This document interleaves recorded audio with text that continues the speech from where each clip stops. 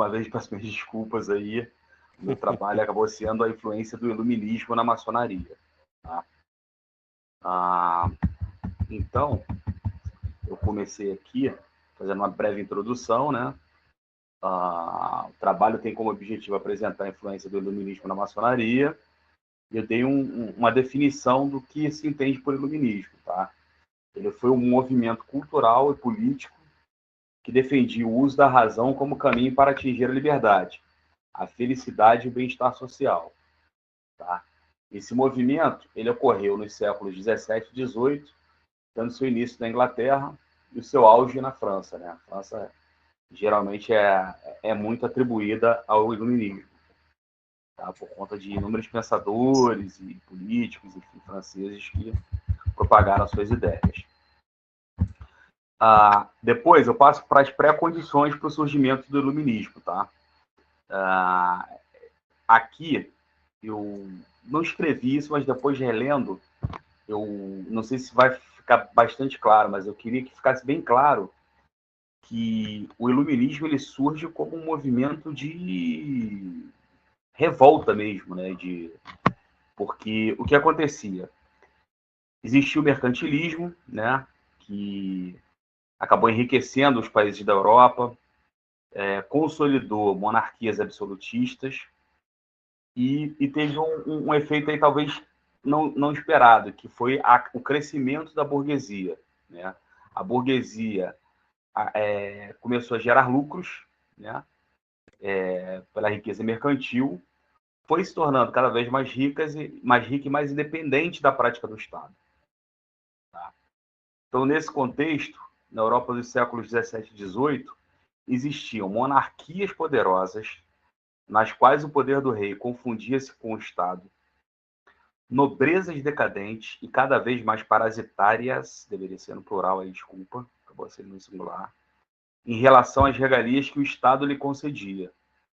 E, ao mesmo tempo, existia uma burguesia rica, liberta da necessidade de um Estado para implementar as condições para o seu crescimento e que já não aceitava mais o absolutismo e a intervenção do Estado na economia, muito menos os privilégios onerosos da nobreza, privilégios esses pagos pela própria burguesia. Então, assim, a burguesia começa a se revoltar com essa situação. Né? Ela pagava impostos altíssimos e que existia lá uma casta parasitária.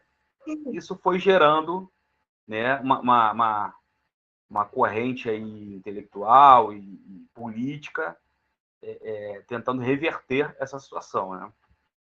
Fazendo com que a burguesia ganhasse mais projeção, enfim. Né? E um outro cenário dessa época é que existia uma doutrina política e religiosa conhecida como direito divino dos reis. Tá?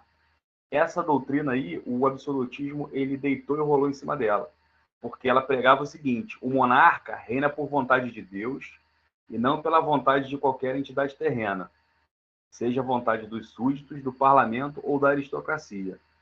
Ou seja, essa doutrina ela acabava por justificar o poder absoluto dos reis dos estados absolutistas. E óbvio que a burguesia, à medida que foi se solidificando, se incomodava com isso, se incomodava bastante com isso.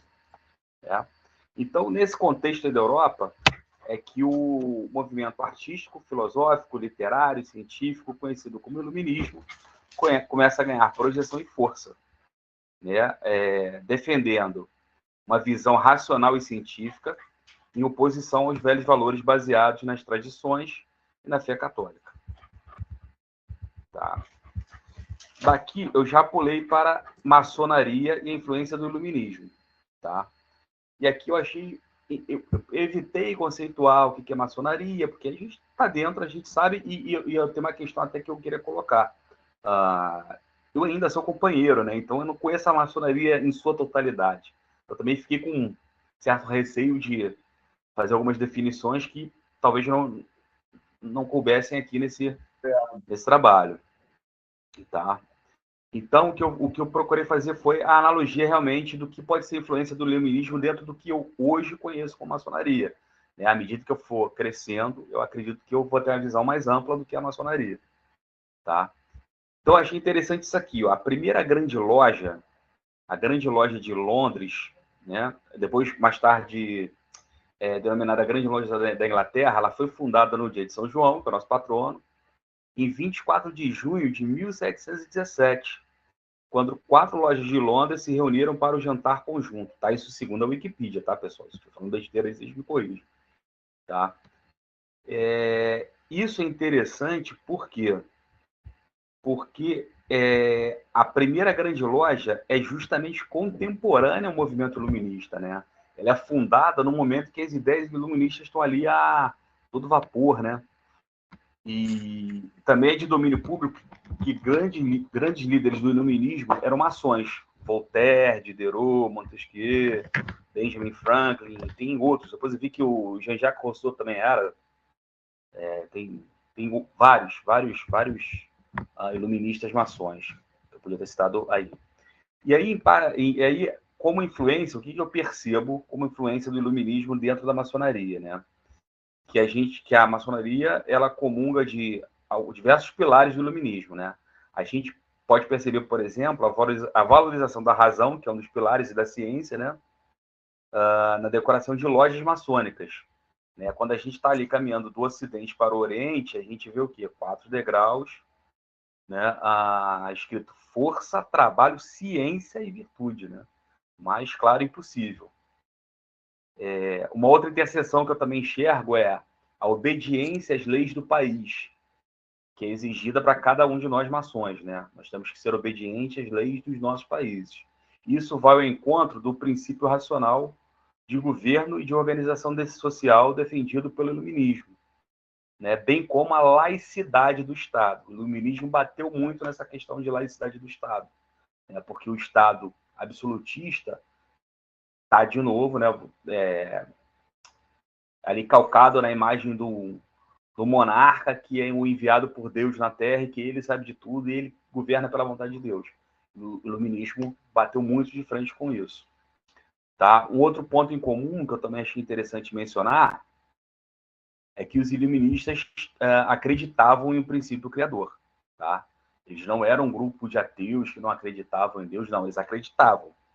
Só que para eles, Deus está na natureza e no homem, podendo ser descoberta através da razão. Para eles, a razão era o melhor caminho de se chegar a Deus. Tá? Aí, na área de conclusões, eu peguei uma definição muito legal do Kant, né, onde ele diz que o iluminismo é a saída dos homens do estado de minoridade devido a eles mesmos. E ele conceitua a minoridade como a incapacidade de utilizar o próprio intelecto sem a orientação de outro. Essa minoridade será devida a eles mesmos se não for causada por deficiência intelectual, mas por falta de decisão e coragem para utilizar o intelecto como guia. E até o lema do iluminismo aqui é o sapere aude, que é ouse usar o seu intelecto. Tá? E aí eu achei interessante o seguinte, frequentemente em loja, nós utilizamos a expressão lapidar a pedra bruta em pedra polida. Né? E, para mim, esse é o maior ponto de interseção entre os dois objetos de análise, né? A maçonaria e o iluminismo. Né? Por quê? Porque, assim como a gente busca lapidar nossa pedra bruta em pedra polida, o iluminismo ele acabou lapidando diversas transformações sociais, políticas, culturais e até econômicas, né? Transformando as relações e o viver por toda a Europa e pelo mundo. Tá? E aqui, para concluir, eu coloquei que, durante a cerimônia iniciática, a venda é retirada dos olhos do profano e é dito: faça-se a luz. Então, que as luzes do iluminismo, alicerciadas nos princípios da liberdade, da igualdade, da fraternidade, sejam guias incansáveis em nossa caminhada maçônica.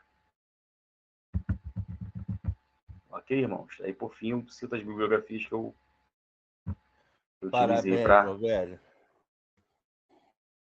para desenvolver o trabalho. Show de bola. Parabéns aí. Só vou até ligar aqui a minha câmera para vocês verem que... Não sei se vocês conseguem ver aí. mas nessa última frase sua, né, ela está ressaltada em nosso estandarte.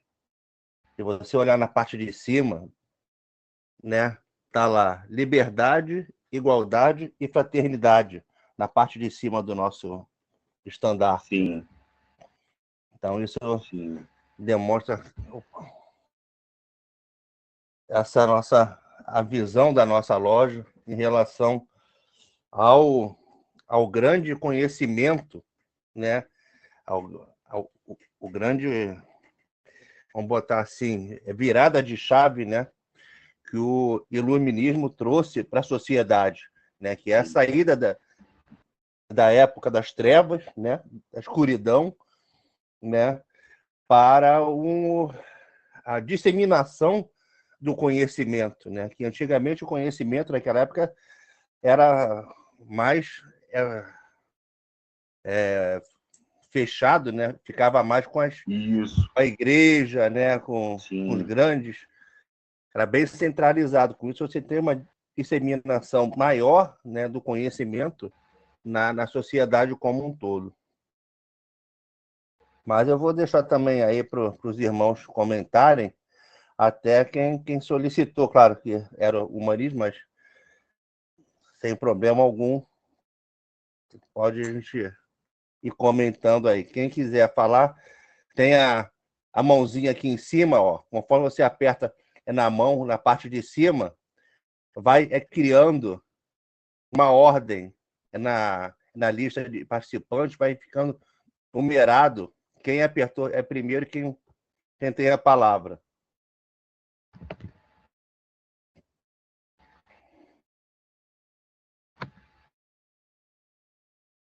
Alguém gostaria de comentar, Carlos? Está fechado. O Carlos está falando, mas está com o áudio fechado.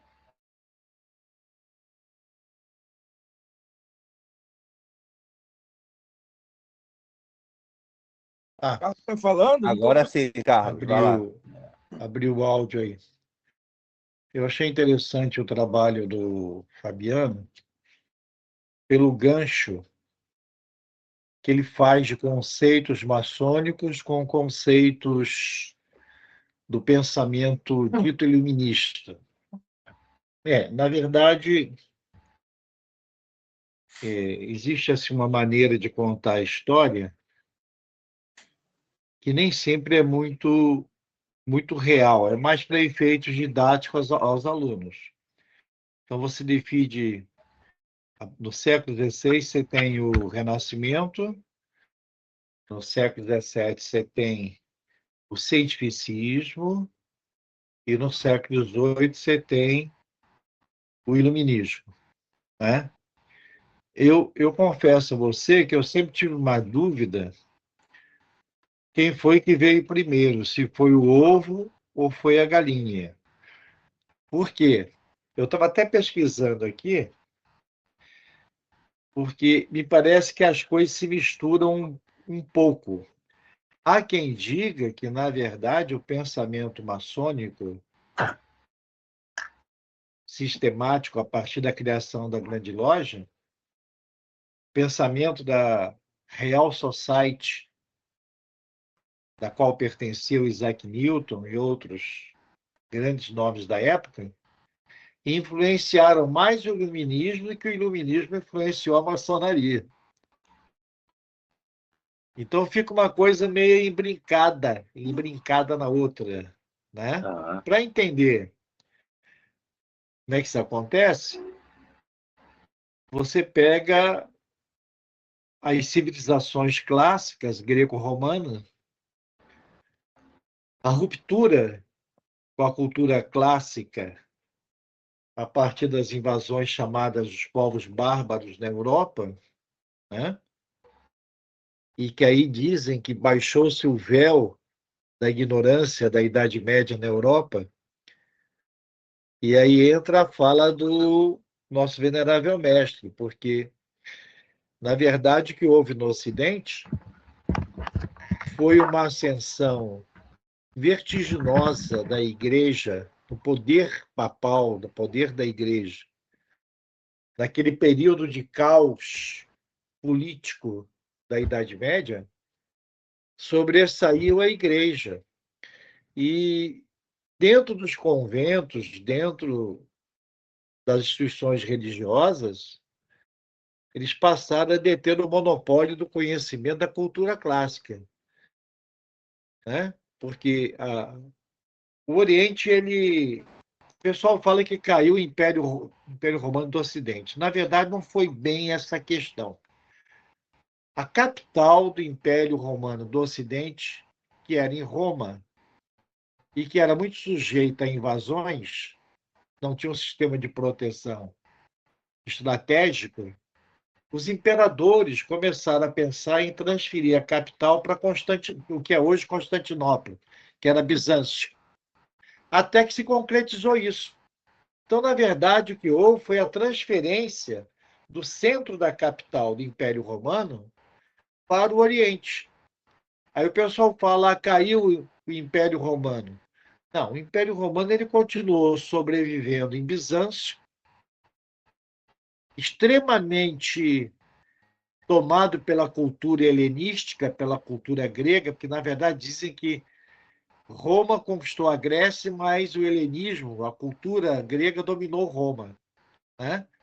E ficou aquele compartimentado no Oriente, a cultura, um centro de produção, inclusive tudo que você vê hoje em direito civil, se você pegar o Código Justiniano, está tudo lá no Código Justiniano. Eles sistematizaram todo o direito civil, entendeu? E hoje a gente só copia o que eles já criaram, tá? E no Ocidente, como houve as invasões bárbaras, o conhecimento se recolheu às instituições religiosas. Tem até um filme que trata disso muito bem, que é O Nome da Rosa. É o livro também do Humberto Eco, né? Então ficou aquela ideia de que o véu da ignorância seria baixado no Ocidente, tá? Outro ponto relevante que o Fabiano tocou aí, além desse gancho de ligações, é o crescimento da burguesia, né? Porque uma sociedade ocidental muito baseada na posse da terra, tá? Dá lugar a uma sociedade comercial, uma sociedade de crescimento de atividades comerciais, que no primeiro momento a atividade do Estado absoluto é muito importante para crescimento, os interesses dos conquistadores. E aí, nos conquistadores, você tem a conciliação do capital com a nobreza. Todo mundo quer, por exemplo, quando vieram para o Brasil, eles criaram as capitanias hereditárias. Pegaram todos aqueles nobres da Europa falidos, que não tinham terras, e andaram distribuindo terras no Brasil. Fizeram isso também durante as cruzadas, lá do século XI, XII, XIII, porque começou a faltar terra na Europa Ocidental. Tá? E aí, com essas cruzadas, começou a haver uma ponte cultural com o Oriente. As cruzadas foi, em grande parte, responsável pela volta da cultura clássica para o Ocidente, que, na verdade, o Humberto Eco trata na obra O Nome da Rosa, é de um frade que envenenava os outros que estavam ciosos de ter conhecimento. Assim, é simbólico, né? O Humberto Eco ele era um professor de semiótica, coisa parecida, de linguagem simbólica, e ele mostra isso. Por quê? Porque o frade colocava veneno na ponta dos livros exatamente para impedir que as pessoas tivessem acesso à cultura, aos livros. Tá? Então, ele simboliza, na verdade, essa dinâmica do avanço do comércio, dos intercâmbios do Ocidente com o Oriente. Né? A gente tem uma visão, às vezes, muito estereotipada do árabe, e boa parte do conhecimento que nós temos hoje vem tudo do árabe. Porque o mundo árabe conservou a cultura clássica. Muita coisa ficou nos reinos árabes, tá? Ficou no reino de Bizâncio, etc. Tal. E com essa retomada dos contatos, primeiro das cruzadas, depois da expansão do comércio, né? Essa coisa toda, a cultura, digamos assim, voltou a fervilhar. E aí surgem esses três movimentos, que didaticamente você chama de Renascimento, Cientificismo e Iluminismo, que nada mais é do que um retorno à razão.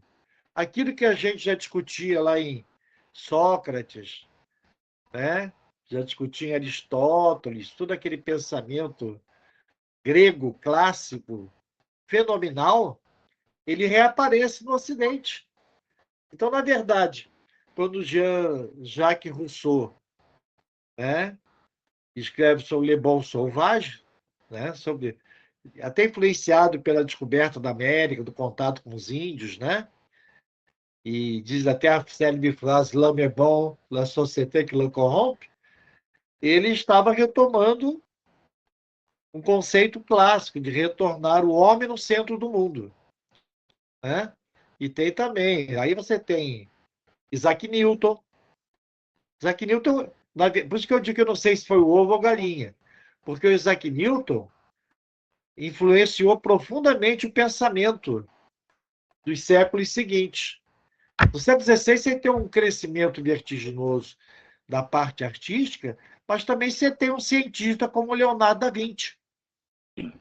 Da Vinci, além de ser um cara que pintava, que fazia escultura, eu vi uma exposição aqui sobre ele no Centro Cultural Banco do Brasil, algo impressionante do que ele pensava em termos científicos. Até a ideia do avião ele já tinha pensado, né? Então, quer dizer, o Ocidente, com esse crescimento, com essa expansão, começa a desenvolver muito a questão da cultura. Tá? E aí, como é que você faz essa ponte com a maçonaria? Tá? Quem bebeu da fonte primeiro? O iluminismo bebeu da fonte da maçonaria, do pensamento maçônico, ou a maçonaria foi beber no iluminismo, né? Já que, por exemplo, nós temos aí a liberté, égalité, fraternité, né? A liberdade, a igualdade e a fraternidade, como também um princípio maçônico. Né? Então, existe aqui, na verdade, uma dinâmica cultural que os homens do século XVIII, no momento que a maçonaria começa a nascer, eles também vão beber na cultura clássica essa ideia de liberdade, essa ideia de razão. E eu até arriscaria dizer que a maçonaria influenciou mais o pensamento iluminista do que, na verdade, o iluminismo influenciou a maçonaria. Por exemplo, uma discussão muito grande que houve durante toda a história da Revolução Francesa era a questão da liberdade dos escravos. Sim.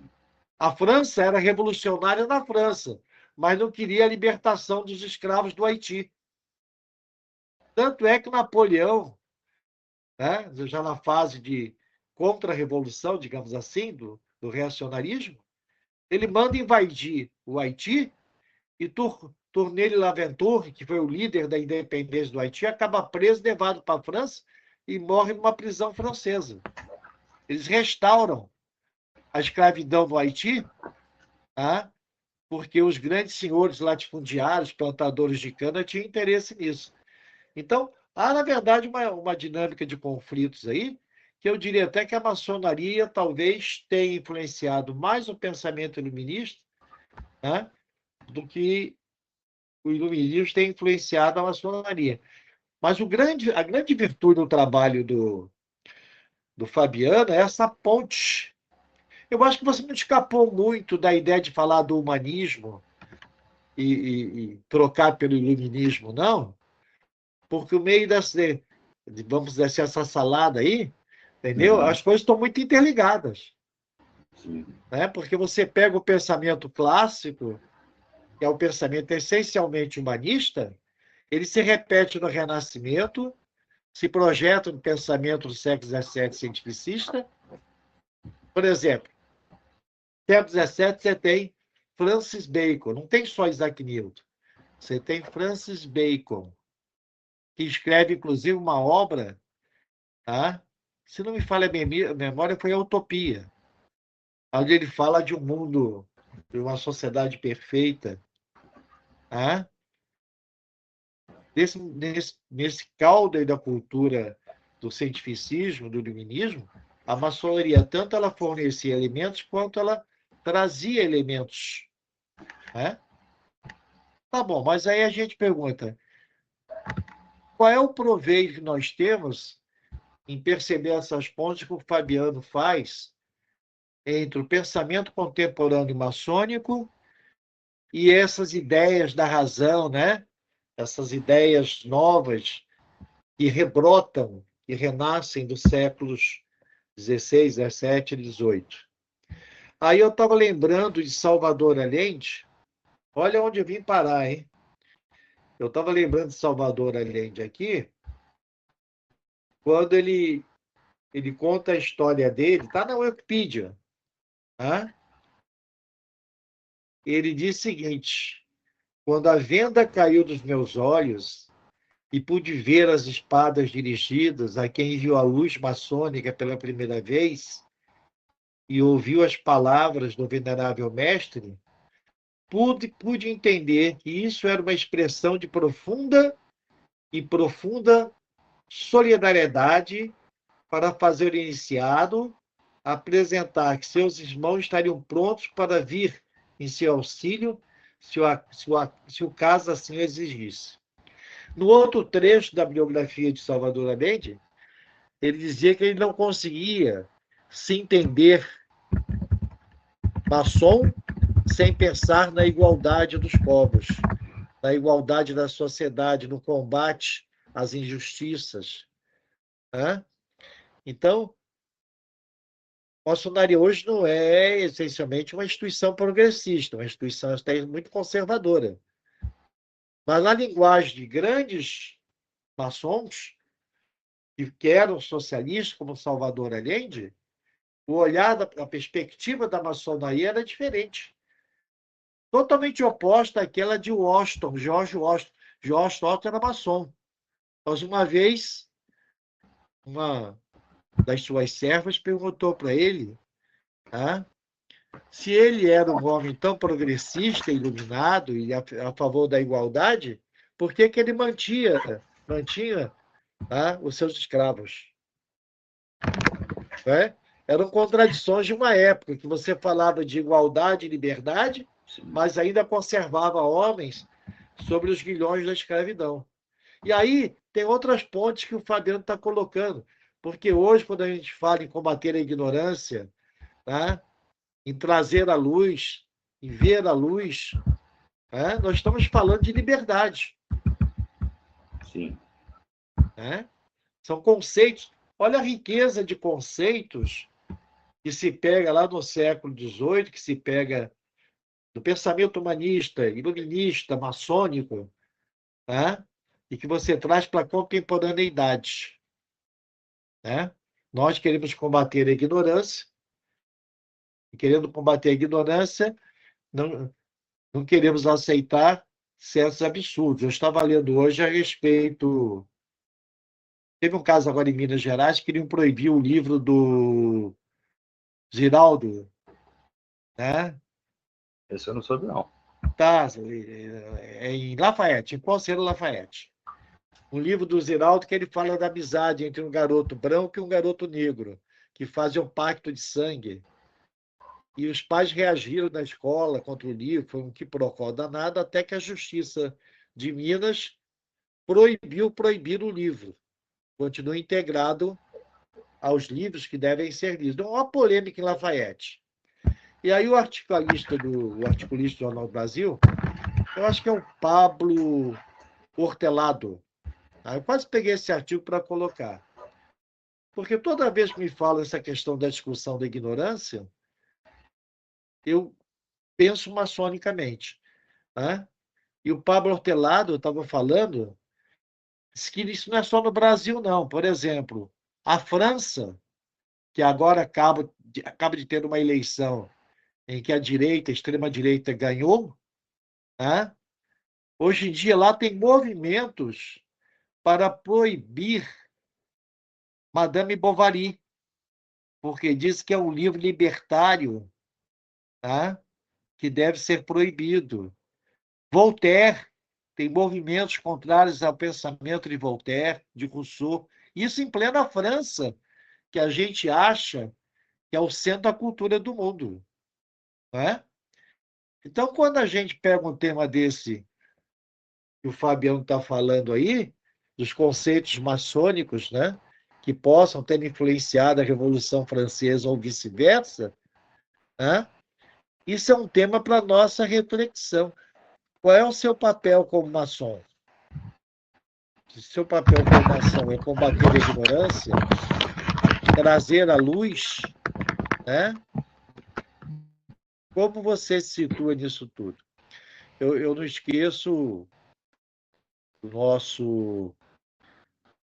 aquele o serenista que morreu, como é o nome dele?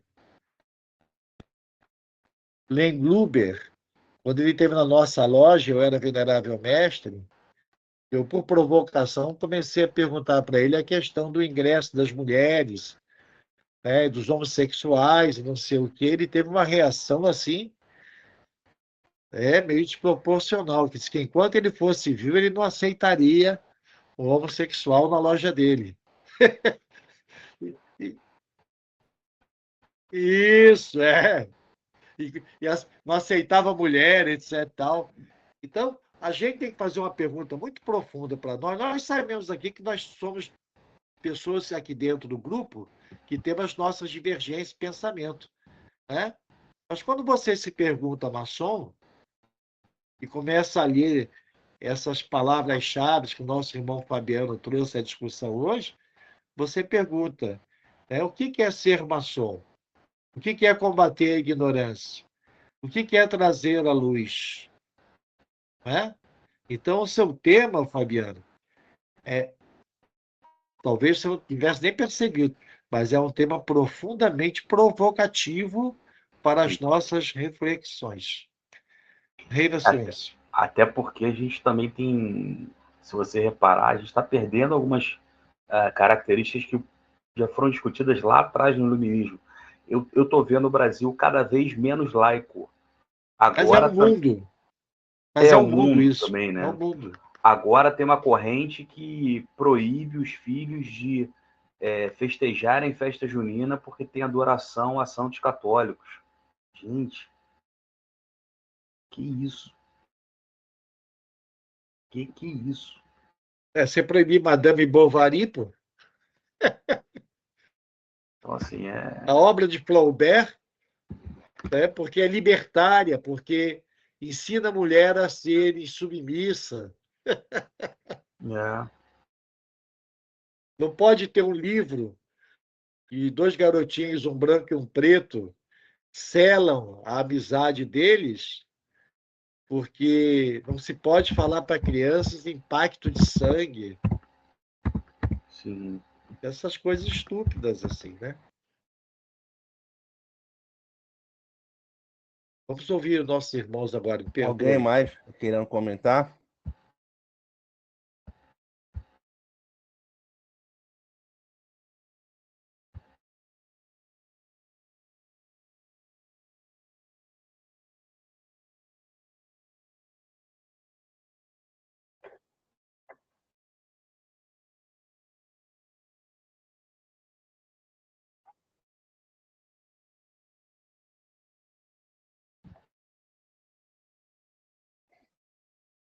Tranquilo. Alguém mais querendo comentar? Fabiano, Fala aí.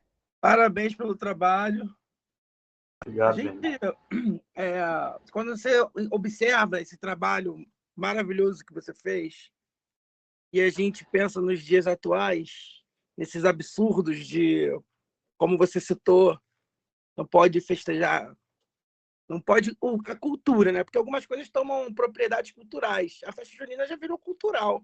Não necessariamente tem a ver com o santo católico, tem a ver com espiritualidade, mas se um momento ali que é divertido para a criança que está no nível de inocência, que põe aquela roupazinha, vai brincar com a tia da escola ensina, porque, cara, isso também é socializar.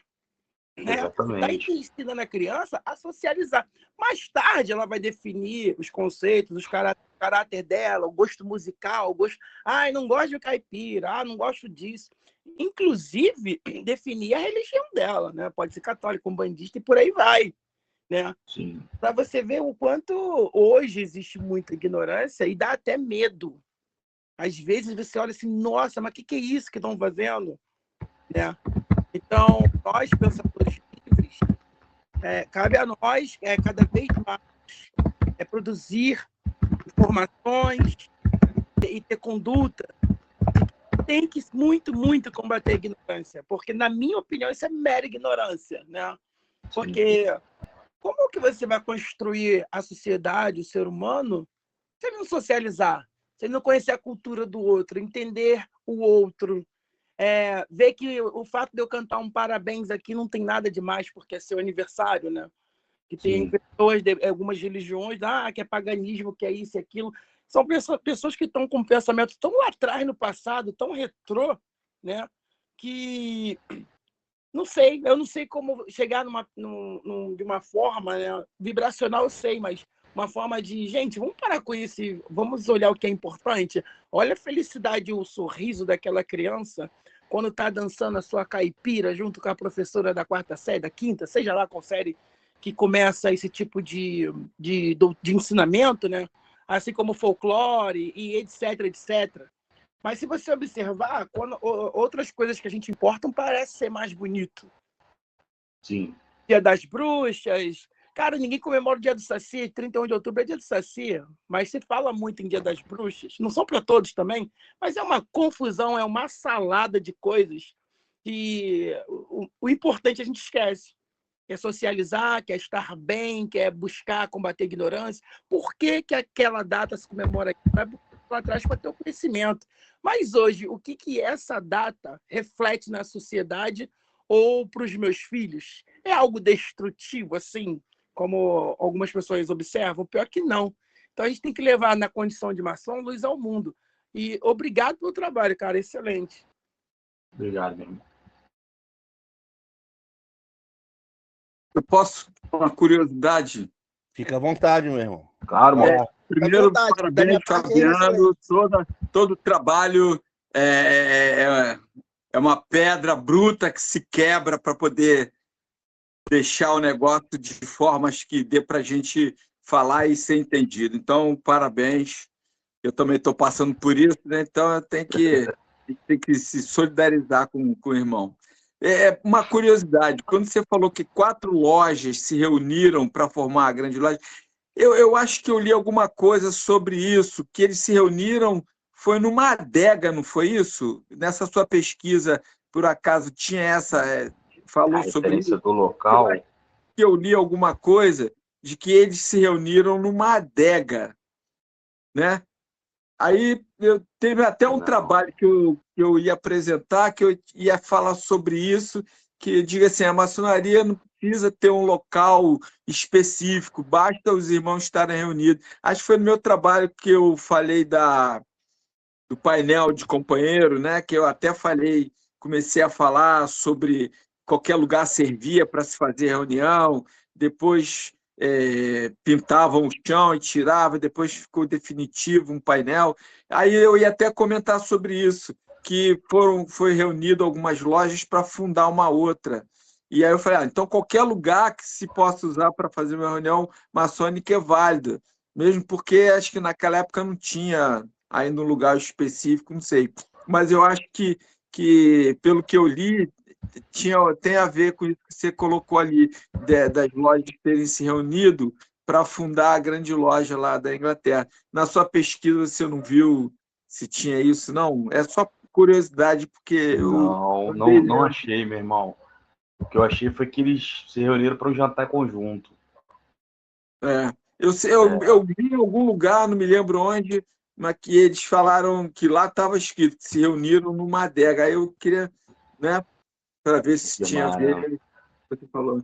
Pô, beleza, é isso aí. Rena Silêncio na Coluna do Sul.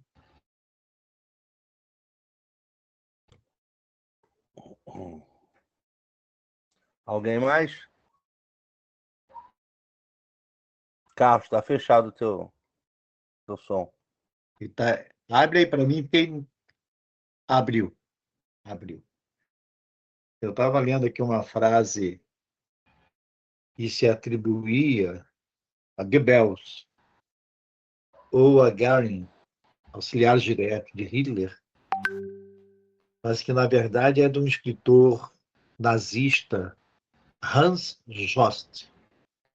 Quando eu ouço a palavra cultura, eu procuro meu revólver. Tá? Se você revisitar... quando eu fiz a prova para nacional para entrar no vestibular de História, eu nunca esqueci o tema da redação. Foi prova escrita, né? Não tinha ainda múltipla escolha, não fiz múltipla escolha. Dizia o seguinte: quem não aprende as lições do passado está condenado a revivê-las no futuro. E quando meus alunos perguntavam para que estudar história, eu lembrava de um escritor inglês chamado Arnold Toynbee. Ele escreve um opúsculo sobre isso. Uma aluna pergunta para ele exatamente isso: para que serve a história? E ele passa a responder, o grande filósofo que foi Arnaud Toynbee. Né? E uma das coisas que a história serve é para que não se repita no futuro, pela ignorância, aquilo que a ignorância causou no passado. O aluno que tem uma boa formação de história, um professor que soube dar um bom curso de história, que perpassa historicamente os momentos de intolerância. A humanidade, há milênios, tem momentos de intolerância. Se você pegar no mundo clássico, você tem a condenação de Sócrates a beber cicuta, porque o pensamento dele era considerado subversivo para a juventude. Mas Torquemada, na Idade Média também, na Santa Inquisição, queimava os opositores da igreja. Né? Daí que um dos grandes pensadores iluministas, Voltaire, né? Citado recentemente pelo irmão Jorge, no artigo que ele colocou sobre teísmo e deísmo, ele dizia: não concordo com nenhuma das palavras que dizeis, mas defenderei o direito de dizê-las até a morte. Né? Isso é um conceito muito importante. A gente hoje, os mais novos não, mas eu estou com 76 anos, talvez o Jorge tenha visto o regime militar de um lado e eu vi do outro. Mas nós dois temos um testemunho do que aconteceu. Né? E nada é mais importante do que a liberdade, ainda que seja essa liberdade burguesa, uma liberdade formal, que não signifique uma perfeita justiça social, mas o direito da gente falar, da gente pensar, né? É uma coisa tão preciosa, entendeu? Que às vezes a gente não entende certas posturas intransigentes, por exemplo, do Xandão. O pessoal, pô, mas o Xandão é um ditadorzinho do judiciário. O Xandão ele é influenciado por uma obra americana, acho que é Raulista, eu não lembro o nome do cidadão, em que ele escreveu um livro escreveu um livro sobre como as democracias morrem. As democracias morrem quando você permite que matem a liberdade. Entendeu? Você não pode permitir. A grande dificuldade que nós temos é como é que nós conservamos a democracia, a liberdade de falar e pensar diferente, sem permitir que alguém possa se valer disto para dominar os demais. Porque um descuido, um segundo, tá? E aí você recorre à história novamente. Se você vê como é que foi feita a ascensão do Duce, de Mussolini na Itália em 23, ele blefou e tomou o poder e implantou um regime autoritário. E Hitler foi eleito democraticamente, tá? O partido dele teve uma maioria expressiva, tal como hoje a direita, a extrema-direita de Le Pen na França.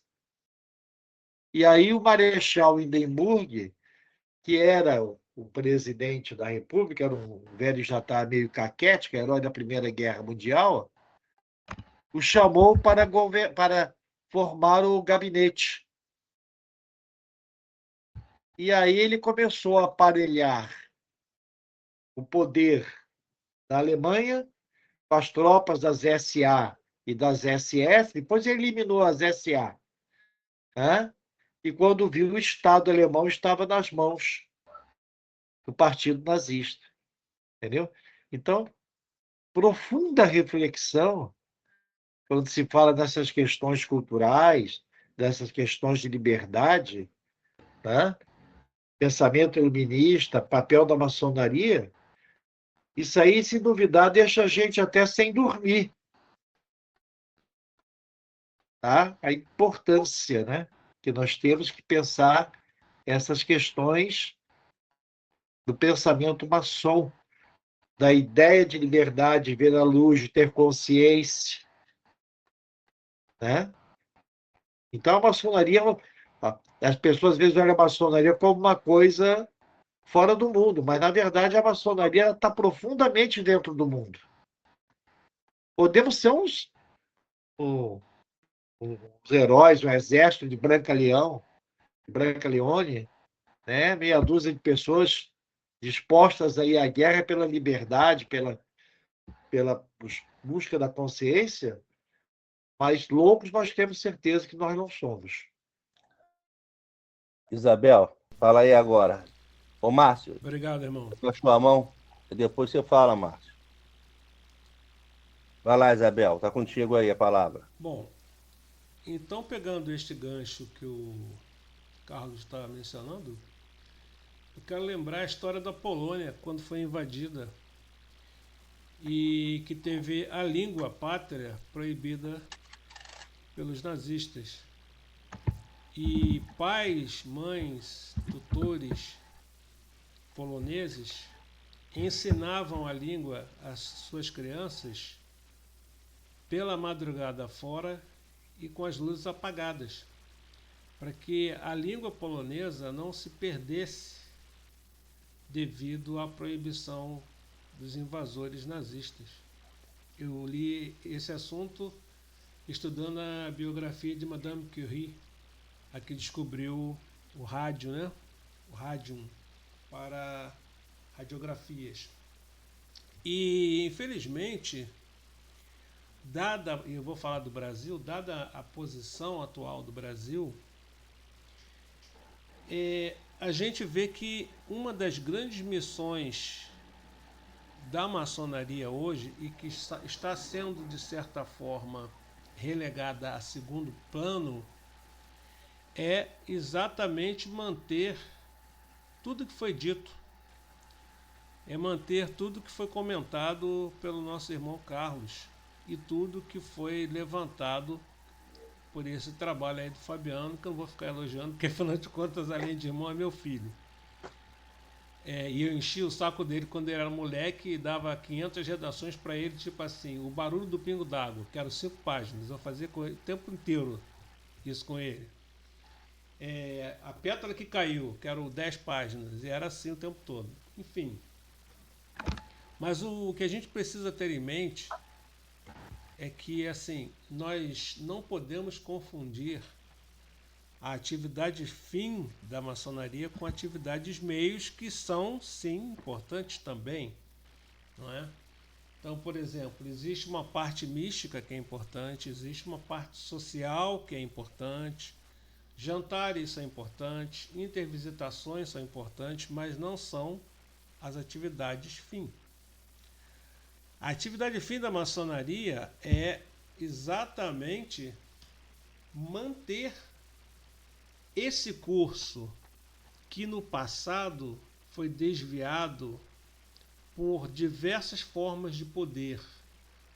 Muitas vezes o poder político aliado à igreja, muitas vezes o poder religioso se impondo no Estado, como a gente tem até hoje aí, estados religiosos em que reina a confusão, em que reina a violência, né?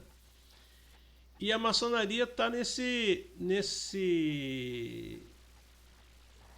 degrau mais acima, lutando para que pensamentos como esses que foram expostos aqui e sugestões que eles encerram se mantenham acesos.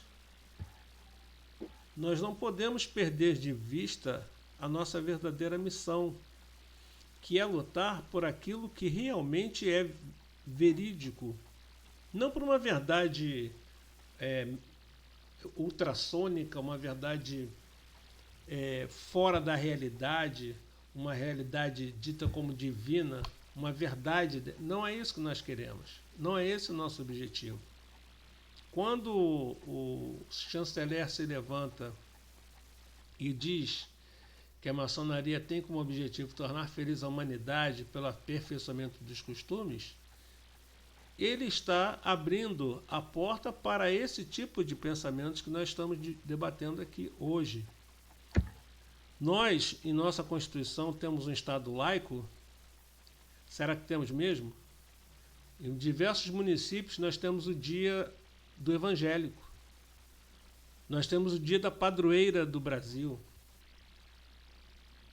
Isso é um Estado laico que para todas as suas atividades devido a um evento religioso? Será que nós estamos vivendo uma situação de pseudo-Estado laico? Será que nós estamos começando a viver uma situação de pseudo-liberdade? E será que, lamentavelmente, não estamos começando a praticar uma pseudo-maçonaria? Eu quero deixar essa reflexão para os irmãos e, da minha parte, eu me sinto muito bem recompensado por tudo que vi e ouvi. Márcio, a palavra está com você. Você queria falar? Você estava com a mão levantada, meu irmão?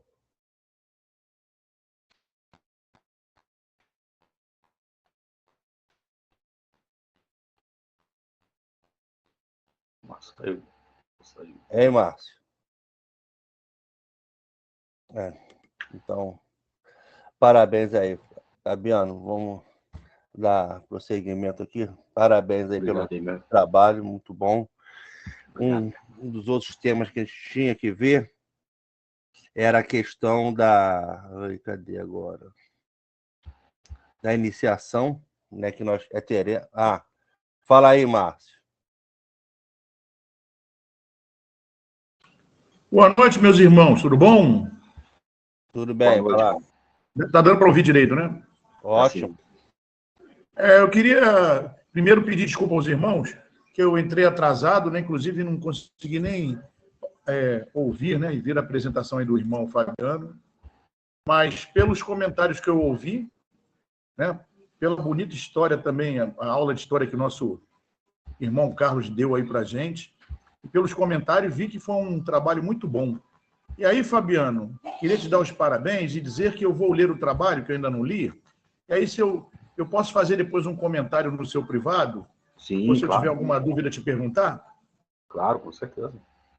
Porque peço desculpas, né? Porque eu também tive dificuldade para entrar, o venerável mestre até me ajudou para eu poder conseguir conectar, né? Que esse novo sistema aí que a gente está usando, mas da próxima vez estarei afiadinho no horário certo. Parabéns, Fabiano. Parabéns e Valeu, um abraço obrigado. a todos os irmãos. Acho bom, acho bom. Vamos lá, Valeu. então, rapidinho aqui.